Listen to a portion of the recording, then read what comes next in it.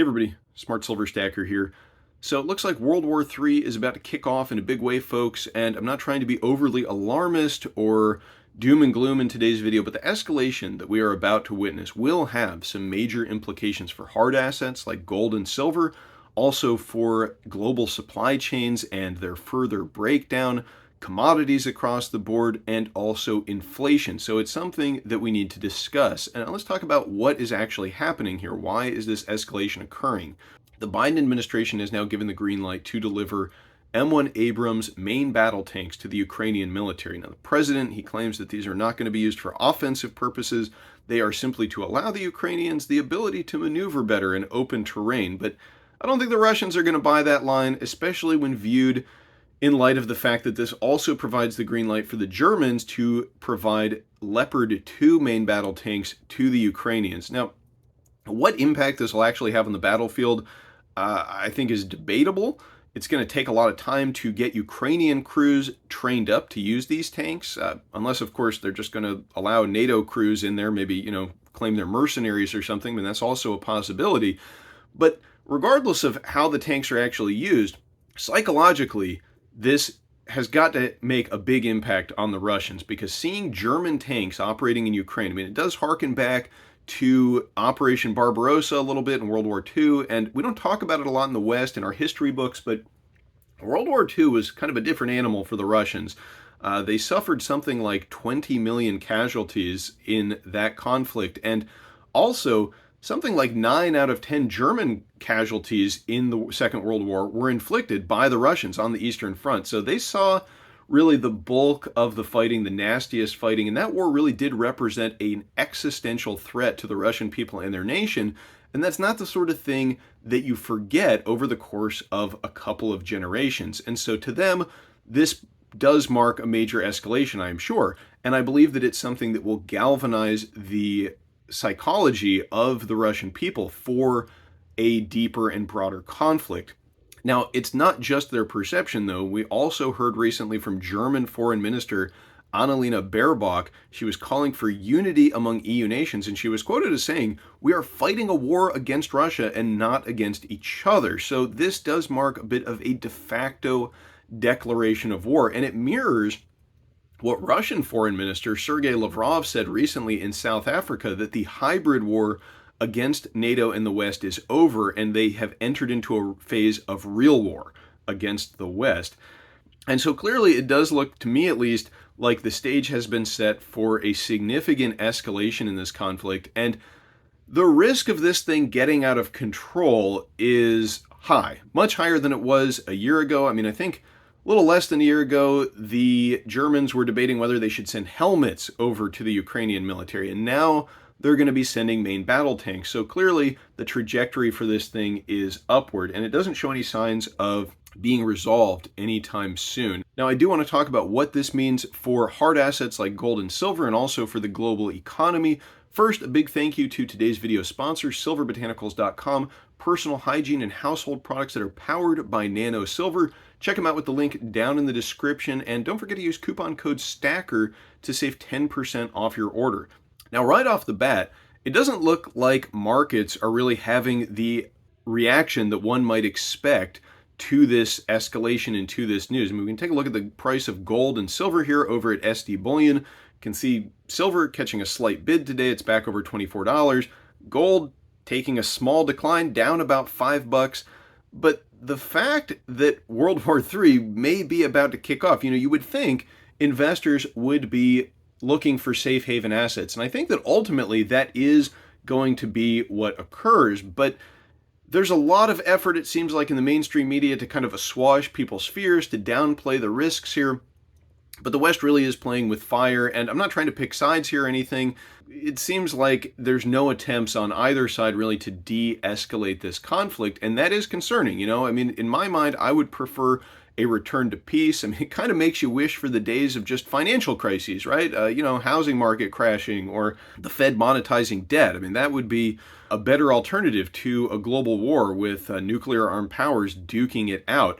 But there are significant risks here. If this does break out, if it does devolve into a worse conflict, then Yeah, we might see the price of silver and gold increase. I mean, I think that's almost guaranteed, but it's also going to mean that just about everything gets a lot more expensive. I mean, first of all, war is a tremendously inflationary enterprise. It's very expensive. I mean, you can see we're not even directly involved in a war with Russia yet, and still we're sending billions of dollars of weapons over to Ukraine.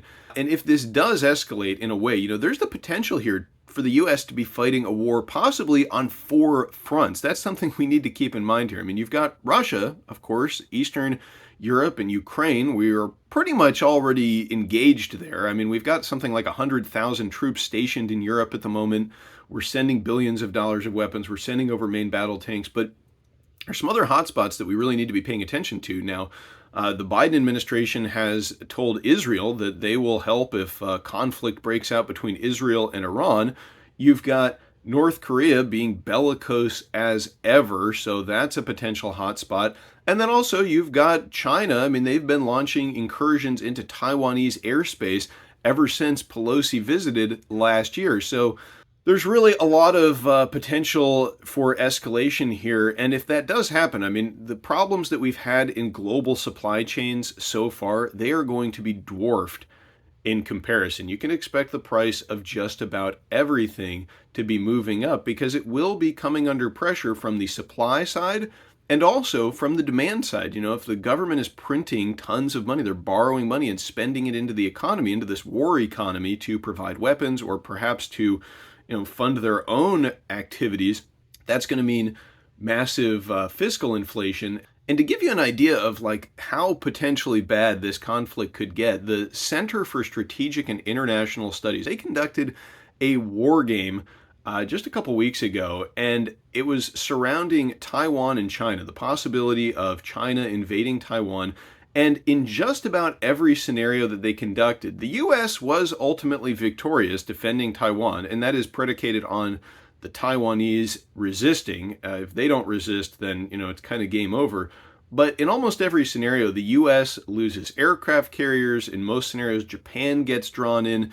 And so, that gives you an idea of how close we are to a conflict the likes of which the US has not seen in generations. And, I wonder if the psyche of the American people could really withstand that sort of thing. But that is the position that we have been put into by the development of this U.S. military empire. We now have our fingers in so many places overseas that the world has become a bit of a powder keg. Now, also, keep in mind that the lines have kind of already been drawn here. You've got the BRICS nations, they're now conducting military drills in South Africa, and China continues to dump U.S. treasuries. So we kind of know what the teams are going to be in this brewing global conflict should it escalate. You've got Russia and the BRICS nations, China, Brazil, India, South Africa.